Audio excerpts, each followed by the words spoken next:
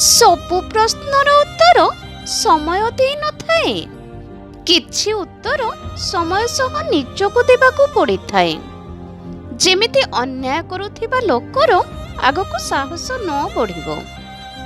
ତପସ୍ୟା ଯଦି ମା ପାର୍ବତୀ କରିଥିଲେ, ପ୍ରତୀକ୍ଷା ମଧ୍ୟ ଭଗବାନ ଶିବଙ୍କୁ କରିବାକୁ ପଡ଼ିଥିଲା।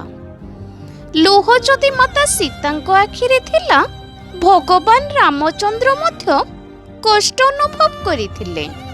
ରାଧା କୃଷ୍ଣଙ୍କୁ ଯଦି ପାଇପାରି ନଥିଲେ, ରାଧା ବିନା ଭଗବାନ କୃଷ୍ଣ ମଧ୍ୟ ଅଧୁରା ରହିଥିଲେ। ଈଶ୍ୱରଙ୍କ ପାଇଁ ମଧ୍ୟ ଜୀବନ ସରଳ ନଥିଲା। ଆମେ ପୁଣି ସାଧାରଣ ମଣିଷ। ଭଗବାନଙ୍କ ପାଖରେ ମୋର ଏତିକି ପ୍ରାର୍ଥନା, ଯିଏ ଯାହାକୁ ବି ଭଲ ପାଅ ତାକୁ ତା ପ୍ରେମ ମିଳିଯାଉ।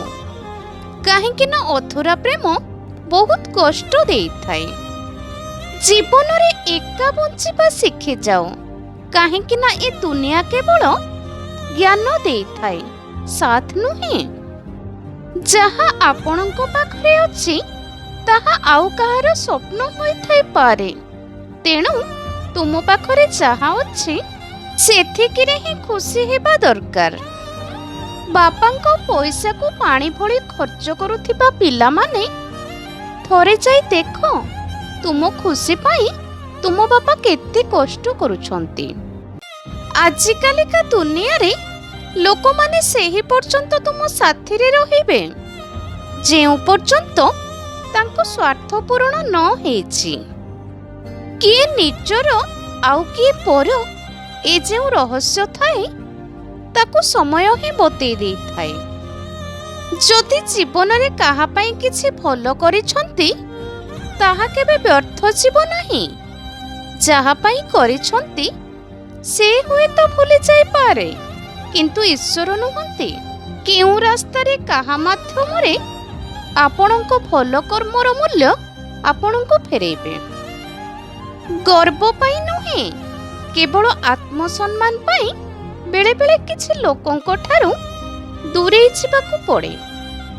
କଥା ନହେଲେ କ'ଣ ହେଲା, ଦୂରରେ ରହିଲେ କ'ଣ ହେଲା। ସମ୍ପର୍କର ଚେର ଯଦି ଛନ୍ଦି ହୋଇଥାଏ, ତାହେଲେ ସେ ସମ୍ପର୍କ କେବେ ବି ଭାଙ୍ଗିବନି। ଅତୀତ କଥା ଭାବି ଦୁଃଖ କର ନାହିଁ। ବର୍ତ୍ତମାନକୁ ଦେଖି ଗର୍ବ କର ନାହିଁ। ଭବିଷ୍ୟତ ପାଇଁ ଚିନ୍ତା କର ନାହିଁ, କାରଣ ସବୁ ସେହି ଭଗବାନଙ୍କ ଲୀଳା। ଆମେ ସବୁ ନିମିତ୍ତ ମାତ୍ର।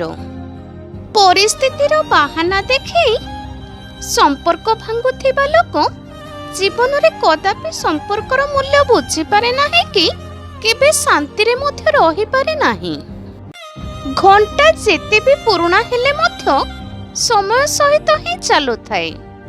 ଠିକ୍ ସେମିତି ସମ୍ପର୍କ ଯେତେ ପୁରୁଣା ହେଇଯାଉ ନା କାହିଁକି, ସମୟ ଦେଇପାରିଲେ ସବୁବେଳେ ନୂଆ ପରି ଲାଗୁଥାଏ। ପରିଶ୍ରମ କ'ଣ, ପିମ୍ପୁଡ଼ି ଠାରୁ ଶିଖ। ସେହିପରି ପରିଶ୍ରମ କରୁଥିବା ବ୍ୟକ୍ତି କେବେ ପ୍ରୋବ୍ଲେମରେ ପଡ଼ିନଥାଏ। ପରିଶ୍ରମ କରିଚାଲ। ସଫଳତା ଦିନେ ତୁମ ହାତ ପାହାନ୍ତାରେ ଥିବ। ସବୁବେଳେ ଚୁପ୍ ଥିବା ଲୋକ ହିଁ ସତ୍ୟ କହିବ। ମିଛ ଲୋକ ତ ଖାଲିଟାରେ ବକ୍ ବକ୍ କରିବ। ଯିଏ ଅଣଦେଖା କରୁଛି ତାକୁ କରିବାକୁ ଦିଅ। ମନେ ରଖ, ସମୟ ସମସ୍ତଙ୍କର ଆସିଥାଏ। ଆଜିକାଲି ଯଦି ଝିଅ ସୁନ୍ଦର ଆଉ ପୁଅ ପାଖରେ ପଇସା ଅଛି ତ ସଚ୍ଚା ପ୍ରେମ ଆପେ ଆପେ ହୋଇଯାଏ। ଏ ଦୁନିଆ ହିଁ ସେହିପରି। ତୁମେ ଯାହାକୁ ଅଧିକ ମହତ୍ତ୍ୱ ଦେବ, ଯାହାକୁ ଅଧିକ ନିଜର ଭାବିବ, ସ୍ୱାର୍ଥରେ ଟିକେ ବାଧା ଆସିଲେ ସେ ପ୍ରଥମେ ତୁମର ହିଁ ନିନ୍ଦା କରିବ। ସେହି ଲୋକମାନେ ପ୍ରକୃତରେ ବଦଳି ଯାଆନ୍ତି, ଯେଉଁମାନଙ୍କୁ ଆବଶ୍ୟକତା ଠାରୁ ଅଧିକ ଭଲ ପାଇବା ଓ ଇଜ୍ଜତ ଦିଆଯାଏ। କେହି ବି ସବୁବେଳେ ବ୍ୟସ୍ତ ନଥାଏ। ସମସ୍ତେ ଅନ୍ୟ କାହା ସହ କଥା ହେଉଥାନ୍ତି। ନିଜ ଲୋକ ସବୁଠାରୁ ଅଧିକ ଦୁଃଖ ଦିଏ। ଏଇଟା ହିଁ ସତ।